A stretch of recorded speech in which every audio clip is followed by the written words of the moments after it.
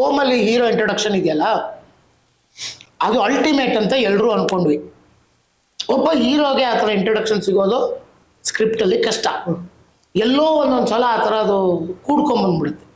ಆ ಥರ ಓಮಲ್ಲಿ 25 ನಿಮಿಷ ಆದಮೇಲೆ ಶಿವರಾಜ್ ಕುಮಾರ್ ಇಂಟ್ರೊಡಕ್ಷನ್ನು.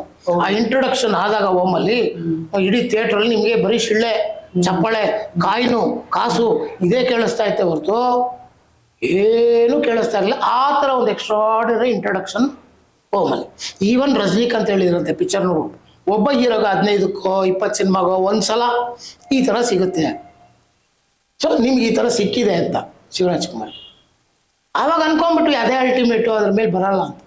ಬಟ್ ಯಾವಾಗ ಅಫ್ಕೋರ್ಸ್ ಪಿಕ್ಚರಲ್ಲಿ ಇಂಟ್ರೊಡಕ್ಷನ್ ಒಂದು ಥ್ರಿಲ್ಲಿಂಗ್ ಆಗಿತ್ತು, ಗಣೇಶ ಹಾಕಿದ್ದು ಅಂದರೆ ಅಲ್ಲಿ ಕೆಲವು ಇಂಟೆನ್ಷನಲ್ಲಿ ಮಾಡಿದ್ದಿತ್ತಲ್ಲಿ ಉದ್ದೇಶಪೂರ್ವಕವಾಗಿ ಅರಿಶಿನ ಕುಂಕುಮ ಅವನ ಮೇಲೆ ಹಾಕಿ ಆ ತಟ್ಟೆಯಲ್ಲಿ ತಟ್ಟೆ ಹಿಂಗೆ ಹಾರಿ ಅರಿಶಿನ ಕುಂಕುಮ ಹಿಂಗೆ ಮಂಗಳಕರವಾಗಿರಲಿ ಅಂತ ಅರಿಶಿನ ಕುಂಕುಮ ಎಲ್ಲ ಹಾಕಿದ್ರೆ ಅದು ಮಂಗಳಕರವಾಗಿರುತ್ತೆ ಅನ್ನೋದು. ಸಾರಿ. ಆಮೇಲೆ ಇನ್ನೊಂದೇನಂದರೆ ಉಪೇಂದ್ರಗೆ ಆ್ಯಂಟಿ ಸೆಂಟಿಮೆಂಟ್ ಅನ್ನೋದೆಲ್ಲ ವರ್ಕ್ ಆಗುತ್ತೆ. ಈಗ ಯಾರದೋ ಬೇರೆ ಸಿನಿಮಾಗಳಲ್ಲಿ ಇದು ಆ್ಯಂಟಿ ಸೆಂಟಿಮೆಂಟು ಮಾಡಬಾರ್ದು ಅಂತಾರೆ ಗೊತ್ತಾ, ಬೈಬಾರ್ದೇವ್ರನ್ನ ಅಂತಂದ ಆದರೆ ಉಪೇಂದ್ರಾಗ ಹಂಗಲ್ಲ, ತಾಳಿ ಕಿತ್ತಬಾರ್ದು.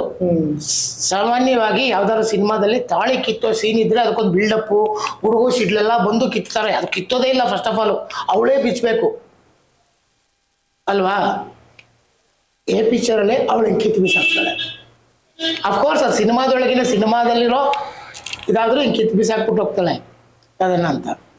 ಆದರೆ ಅದನ್ನು ಮಾಡೋದಕ್ಕೂ ಕಮರ್ಷಿಯಲ್ ಫೀಲ್ಡಲ್ಲಿ ಎದುರೋರು ಇದು ಆಂಟಿ ಸೆಂಟಿಮೆಂಟ್ ಆಗುತ್ತೆ, ಚೆನ್ನಾಗಿದು ಉಲ್ಟಾ ಬಿಡುತ್ತೆ.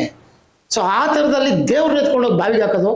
ಹೌದು ಹೌದು, ಅದು ಆಗಿನ ಕಾಲಕ್ಕೆ ಬಾವಿಗೆ ಹಾಕೋದು ಅಂದರೆ ಏನ್ರಿ ಅದು ಅಂತ ಫಸ್ಟು ನೆಗೆಟಿವ್ ಅಂದ್ಕೊಂಡ್ರು. ಇಲ್ಲ ಬಿಡ್ರಿ, ಗಣೇಶನ್ ಬಾವಿಗೆ ತಾನೆ ಹಾಕೋದು ನಾವು ಅಂತ. ಚೆನ್ನಾಗಾಗ್ಬಿಟ್ಮೇಲೆ ಗಣೇಶನ್ ಬಾವಿಗೆ ತಾನೆ ಹಾಕೋದು, ಕೆರೆಗೆ ತಾನೆ ಹಾಕೋದು ಅಂದರೆ ಒಳ್ಳೇದಾದಾಗ ಅಂತ. ಬಟ್ ಉಪೇಂದ್ರಗೆ ಆ್ಯಂಟಿ ಸೆಂಟಿಮೆಂಟ್ಸ್ ಎಲ್ಲ ಪಾಸಿಟಿವ್ ಆಗುತ್ತೆ. ಅದು ಏನಾಯಿತು, ಯಾವಾಗ ಅದರದ್ದು ಆ ಇಂಟ್ರೊಡಕ್ಷನ್ ಮಾಡಿದ್ವಿ, ಓಕೆ ನಮ್ಗೇನು ಅನ್ನಿಸ್ತು, ಆ ಥ್ರಿಲ್ಲಿಂಗ್ ಆಗಿದೆ ಅಲ್ವಾ. ಬಟ್ ಉಪೇಂದ್ರ ಇಂಟ್ರೊಡಕ್ಷನ್ ಹೆಂಗಿದೆ,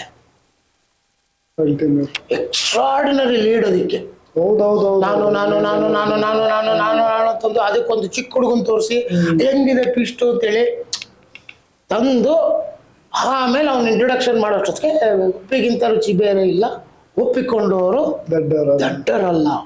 ಆಗ ಸಿನಿಮಾ ಮಾಡಿದ ಮೇಲೆ ಕೇವಲ ಬುದ್ಧಿವಂತರಿಗೆ ಮಾತ್ರ ಅಂತ ಹಾಕಿದ ಮೇಲೆ ಒಪ್ಕೊಂಡವ್ರು ದಡ್ಡರಲ್ಲ ಅಂತ ಬರೆಯೋದಿದೆಯಲ್ಲ, ಅದು ನಿನಗೆ ಸಿಕ್ಕಿರೋ ಎಕ್ಸ್ಟ್ರಾರ್ಡಿನರಿ ಲೀಡ್.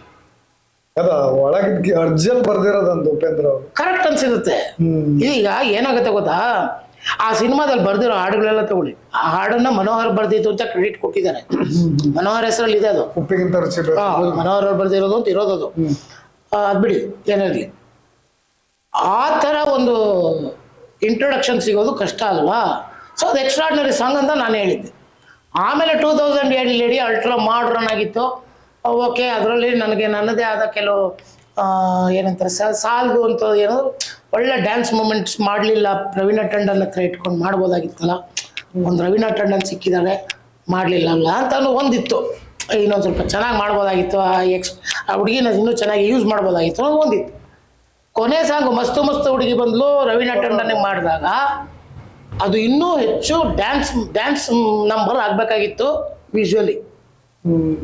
ವಿಜುವಲಿ ನೋಡಿದಾಗ ಇನ್ನೂ ಎಕ್ಸ್ಟ್ರಾರ್ಡಿನರಿ ಮೂಮೆಂಟ್ಸ್ ಇತ್ತು. ಬಟ್ ಆಗ ಉಪೇಂದ್ರ ಡ್ಯಾನ್ಸ್ ಮಾಡೋದಕ್ಕೆ ಅಷ್ಟು ಗೊತ್ತಿರಲಿಲ್ಲ ಅವರಿಗೆ. ಆಗ ತಾನೇ ಹೀರೋ ಆಗಿದ್ರು.